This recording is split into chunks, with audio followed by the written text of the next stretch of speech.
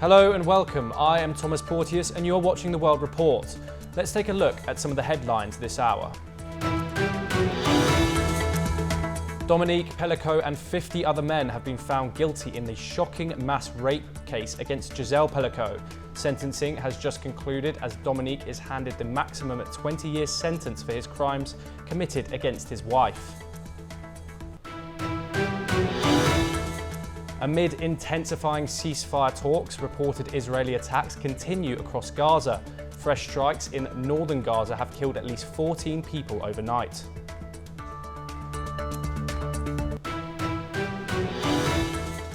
Ukrainian President Volodymyr Zelensky meets NATO Secretary General Mark Rutte and European leaders. Zelensky has admitted that major parts of Ukraine are now under Russian control.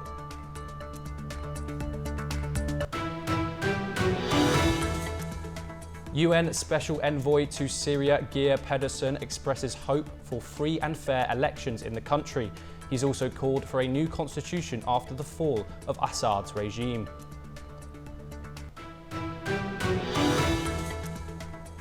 The US Defense Department says China's nuclear arsenal and other elements of armed forces have grown significantly. China has not denied increasing its nuclear forces, but dismissed US concern about the issue. After the weekend's devastating cyclone Chido, Mayotte authorities are now rushing to prevent disease and hunger spreading in the territory. Meanwhile, French President Macron is in Mayotte to assess the devastation.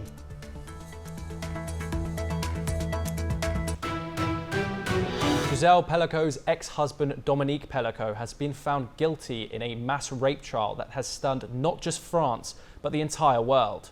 Dominique has now been handed the maximum sentence of 20 years in prison for repeatedly raping and enlisting strangers to abuse his then-wife Gisèle for over a decade.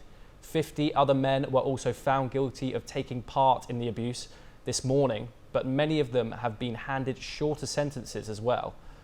In her first statement after the verdict, Gisèle said that she respects the court's verdict and that she believes in a future where everyone, women and men, can live in harmony. Listen in. J'ai voulu, en ouvrant les portes de ce procès le 2 septembre dernier, que la société puisse se saisir des débats qui s'y sont tenus. Je n'ai jamais regretté cette décision. J'ai confiance, à présent, en notre capacité à saisir collectivement un avenir dans lequel chacun, femmes et hommes, puisse vivre en harmonie, dans le respect et la compréhension mutuelle. Je vous remercie. Bravo, Madame Pellicot, vous êtes satisfaite des peines? Écoutez, je respecte la Cour et la décision du verdict, bien sûr.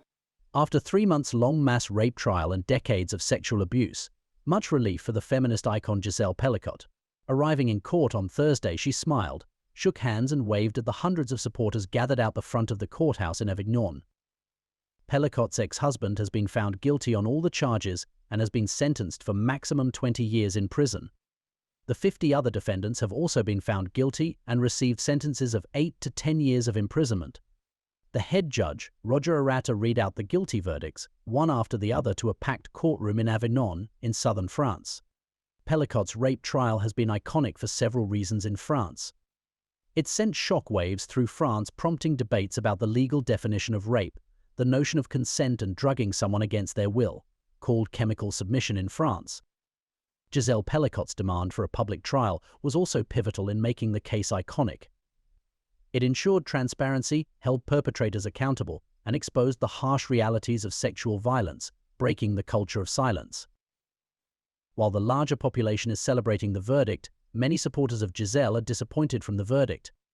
On est outrés, je pense, de voir que la plus petite peine, du coup, c'est 3 ans, mais du coup 2 ans avec sursis. Enfin, c'est se moquer du monde et se moquer de nous. Et se moquer, c'est des violences sexistes et sexuelles. Enfin, c'est... J'ai même pas les mots, mais enfin, on est complètement désabusés, complètement outrés, parce que, encore une fois, c'est un manque de respect, et c'est immonde. The verdicts in the trial do not necessarily mean that it is the end of the case. Some of the accused intend to appeal no matter the verdict and the sentence. If they do so, a new trial would be held within a year, this time with 3 professional judges and a 9-person jury. Following the verdict, lawyer of Dominique Pellicot, Beatrice Savaro, has said that his legal team is considering lodging an appeal, but has not yet made a decision. Just 14% of rape accusations in France lead to formal investigations, according to a study by the Institute of Public Policies. Giselle's rape trial will start a new wave, bring new change, or will it? Bureau Report, NewsX. We will now take a look at some news updates from North America. US authorities have announced that an elderly patient in Louisiana is in critical condition with severe avian influenza. This marks the first serious human case in the country as fears grow of a possible bird flu pandemic.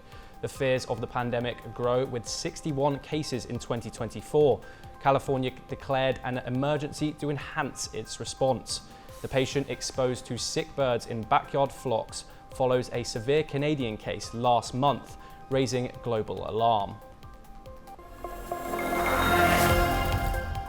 The US Supreme Court will hear TikTok and ByteDance's bid. This is to block a law requiring the app's sale by January the 19th or face a ban over national security concerns. Meanwhile, Congress and President Biden cited data risk and content manipulation. TikTok denies any threat.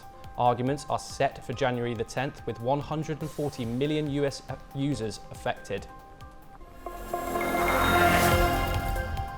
President Joe Biden's administration announced a new climate target under the Paris Accord. The US aims to reduce greenhouse gas emissions by 61 to 66%, below 2005 levels by 2035. Biden hailed the measures as part of the boldest US climate agenda. It holds the objective of limiting global warming to 1.5 degrees Celsius and achieving net zero emissions by 2050. US Secretary of State Antony Blinken stated that President-elect Donald Trump has a window to negotiate with Iran, asserting that Tehran's development of a nuclear weapon is not inevitable. Blinken acknowledged that Iran may consider a nuclear weapon more seriously after regional military setbacks. This includes Israeli strikes and the fall of its ally Bashar al-Assad in Syria. Luigi Mangione, accused of murdering United Health executive Brian Thompson in New York, is set to appear in a Pennsylvania court for an extradition hearing. Arrested in Atlanta on December the 9th, Mangione faces 11 charges, including first-degree murder. He was found with a self-assembled handgun and silencer, similar to the weapon used in Thompson's killing.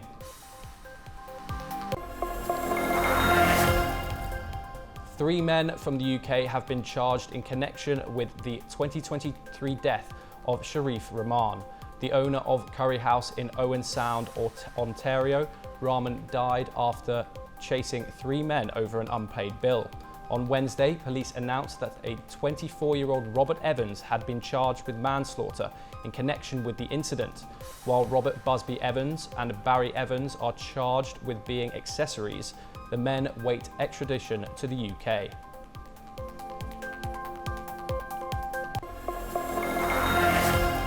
A report released by the US Defense Department has revealed that China has over 600 operational nuclear warheads. It added that by 2030, this number will touch 1,000. The congressional mandated annual report offers insight into the capabilities, strategies, and goals of China and its military. Let's have a look. The Pentagon released its annual report on China's military on Wednesday, highlighting Beijing's expanding nuclear force, military pressure on Taiwan, and stronger ties with Russia. Ely Ratner, U.S. Assistant Secretary of Defense for Indo-Pacific Security Affairs, noted that frequent turnover and replacement of high-level personnel certainly can be disruptive. China's operational nuclear warheads rose from 500 to over 600 in 2024, with projections of 1,000 by 2030. The Pentagon warns of greater threats to U.S. cities and military sites. China's military air force is nearing U.S. technology levels, but anti-corruption crackdowns have disrupted progress towards its 2027 modernization goals. Between July and December 2023, 15 senior military officers and executives were removed. Beijing responded Thursday, calling the report biased and urging the US to abandon its Cold War mentality. 同时，我们也坚决捍卫国家主权安全和领土完整。我们敦促美方摒弃冷战思维和霸权逻辑，客观理性看待中国的战略意图和国防建设，停止年复一年发表这种不负责任的报告，以实际行动维护中美两国两军关系的稳定。 The Chinese embassy defended its nuclear policy, emphasizing self-defense and no first use. Bureau Report, NewsX. Now let's take a look at some stories from Europe. Spanish Prime Minister Pedro Sanchez's wife, Begoña Gomez, denied any wrongdoing in a court amid a corruption probe linked to her tenure at Madrid's Complutense University. Her testimony comes during a week of intense legal scrutiny involving Sanchez's allies. While no charges have been filed, the investigations are fueling opposition criticism. This is increasing the pressure on the government. Russia has pledged to protect its citizens and peacekeepers in Moldova's separatist Transnistria region. This comes after an appeal from the enclave's parliament for help with natural gas supply disruptions. Foreign Minister spokeswoman Marina Zakharova warned that any threats to peacekeeping contingent, Russian personnel or military assets in the area would be seen as an attack on Russia, with an adequate response. Turkish President Erdogan met with Lebanese Prime Minister Mikati in Ankara to discuss escalating tensions in Lebanon. Mikati reported ongoing Israeli attacks against the Lebanon-based Hezbollah armed group on Lebanese cities, despite a ceasefire agreement. Erdogan emphasized the need for international pressure on Israel to honor the ceasefire, urging strict compliance to protect Lebanon's sovereignty. Axel Rudakabana entered not guilty as Liverpool Crown Court on Wednesday for the July knife attack in northern England that killed 3 young girls, Bebe King, Elsie Dot, Stan Combe and Alice Daziva Angwar. These occurred when the girls were at a Taylor Swift themed event in Southport. He also faces charges of 10 attempted murder, rice in production and possessing an Al-Qaeda manual. His trial is set for January the 20th. Sergei Polunin, a dancer and former Royal Ballet star, announced his departure from Russia, citing a disconnect with his soul. Although born in Kherson, Ukraine, Sergei Polunin has openly supported Russian President Vladimir Putin, even bearing 3 tattoos of him. He has endorsed Russia's war in Ukraine and holds Russian citizenship. He also backed Putin's 2014 annexation of Crimea and gained Russian citizenship in 2019. The Westminster Magistrates Court has ruled that police can seize over £2 million from Andrew and Tristan Tate after they failed to pay tax on £21 million from their online businesses. The funds held in 7 frozen bank accounts from the brothers and a third person referred to as Jay.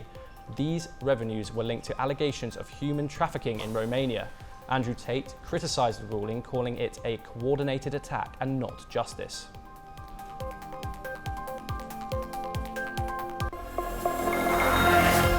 Days after Cyclone Chido hit the French territory of Mayotte, residents are still struggling to access food and water. On Thursday morning, French President arrived in Mayotte to assess the chaotic situation. Here is a report. French President Emmanuel Macron arrived in Mayotte to assess the devastation caused by Cyclone Chido. He was accompanied by 20 doctors, nurses and civil security personnel on board. They also carried 4 tonnes of food and sanitary supplies. Local authorities could still only confirm 31 deaths till now. As per the reports, 45 people are seriously hurt and 1,370 are suffering from lighter injuries. Many parts of Mayotte are still inaccessible. Some victims are being buried before their deaths, hence why it might take days to discover the full extent of the destruction. According to the authorities, the death toll could reach hundreds, possibly thousands. Amidst this chaotic situation, patients are still being treated in Mayotte Hospital. Comme vous avez pu voir, le CHM a subi de gros dégâts, d'énormes dégâts. Hein. Donc il faut savoir que pendant le cyclone, nous avons quand même continué de fonctionner malgré les inondations, malgré les difficultés. On a les services qui fonctionnent, on va dire les services réanimation, urgence, bloc opératoire, tout continue de fonctionner, mais en mode dégradé. According to the reports, a total of 120 metric tons of food were distributed. Supplies have been arriving via air bridge from France's other Indian Ocean territory, Reunion Island. Bureau Report, NewsX. Now let's take a look at some news stories from the world of business. New Zealand is officially in a recession. The economy shrank by 1.0% in the third quarter. This follows a 1.1% decline in the second quarter. The country's currency has also fallen sharply. The downturn has sparked political blame as high prices, elevated borrowing costs, and a housing crisis weigh heavily on consumers. Excluding an economic decline during the COVID-19 pandemic, the New Zealand economy has posted the weakest six-month period since 1991. Dutch authorities have fined Netflix €4.75 million on Wednesday. The fine was due to Netflix's handling of subscribers' personal data. The Dutch Data Protection Authority stated that Netflix didn't provide clear information between 2018 and 2020. Netflix has appealed the fine. The company said it cooperated with authorities and updated its policies.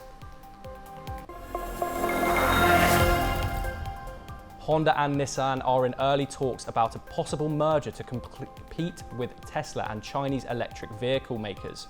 Nissan's shares rose 24% while Honda's dropped over 3%. Mitsubishi Motors, a major Nissan shareholder, gained nearly 20%. The two companies have agreed in a March to explore a partnership in electric vehicles. Both Honda and Nissan said no to decisions have been made yet. Russian President Vladimir Putin spoke on the economy Thursday. He acknowledged concerns over rising inflation but said the economy is stable despite external threats. Putin described inflation as a worrying signal but remained hopeful. He added that if microeconomic indicators remain steady, Russia can manage the issue.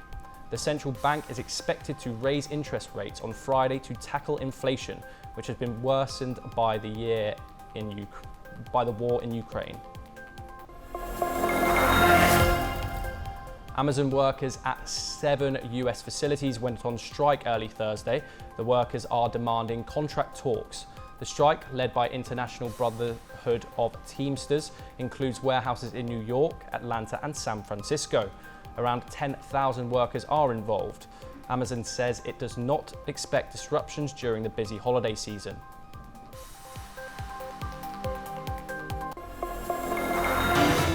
The UN envoy to Syria has called for free and fair elections after Bashar al-Assad's ouster, seeking a political solution including in Kurdish-held areas, while satellite images suggest Russia may be preparing for a partial withdrawal, with military build-up spotted at a Russian-controlled port and airbase. Here is the full report. The UN envoy to Syria has called for free and fair elections, following the ousting of President Bashar al-Assad, hoping for a political solution in Kurdish-held areas. Assad fled Syria after a rapid offensive by the Islamist group Hayat Tahrir al-Sham, ending his 24-year rule that began with a brutal crackdown on democracy protests, sparking one of the deadliest wars of the century. Earlier, US President-elect Donald Trump had claimed that Assad's ousting was an unfriendly takeover by Turkey. I believe it's Turkey, and I think Turkey is very smart. He's a very smart guy, and he's very tough. But Turkey did an unfriendly takeover without a lot of lives being lost. I can say that Assad was a butcher. What he did to children. Now, Turkish Foreign Minister Hakan Fidan has come out denying it, stating it was not a takeover but the will of the Syrian people. Fidan also called on the international community to remove HTS from terrorist watch lists as the group gains influence, adding to the rising tensions. Analysts have suggested that Russia is preparing for a partial withdrawal from Syria, with satellite images showing military equipment buildup at a Russian-controlled port and airbase. Transport aircraft have also been seen arriving and departing in recent days. On the other hand, UN Chief Tom Fletcher, visiting Syria, called for a massive increase in aid, as 70% of the population is in need of support. What has not changed is the scale of the humanitarian crisis. Syria was already one of the largest humanitarian crises in the world. With 17 million people, more than 70% of the population in need of support. He stressed the urgent need for international assistance, pointing out that the Syria Fund has been underfunded historically. Bureau Report, NewsX. Now let's take a look at some news updates from the Indo-Pacific region. 2 bus accidents in central Afghanistan killed 52 and injured 65.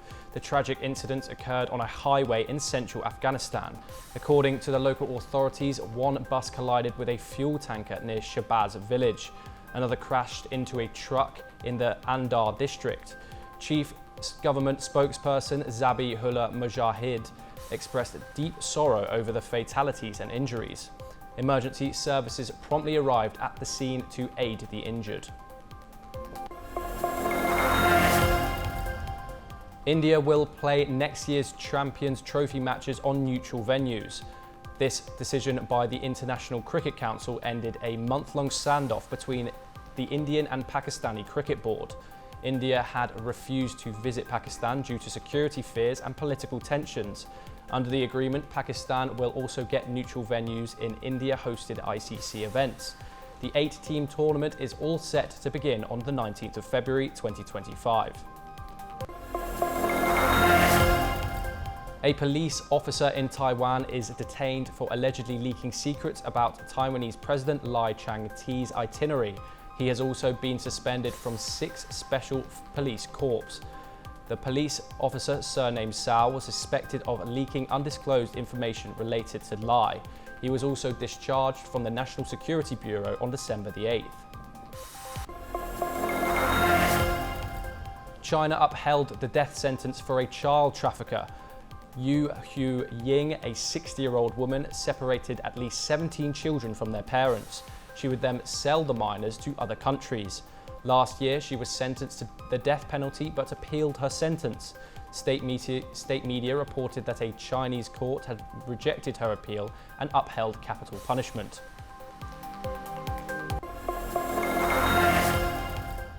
Indian security forces in Kashmir killed at least 5 suspected gunmen. 2 Indian soldiers have also died during the clash. Kashmir has been divided between nuclear-armed rivals India and Pakistan since 1947. Both the nations claim the territory in full. As per the reports, 500,000 Indian troops are deployed in the region. Pakistan has slammed latest sanctions imposed by the United States on Thursday. It termed the sanctions as biased. The USA has put sanctions on 4 Pakistani companies over its long-range ballistic missile program. The South Asian nation became one of the few countries to openly possess nuclear weapons in 1998. It has also refused to sign the Non-Proliferation Treaty. The treaty is a global agreement to prevent the spread of nuclear weapons and weapons technology.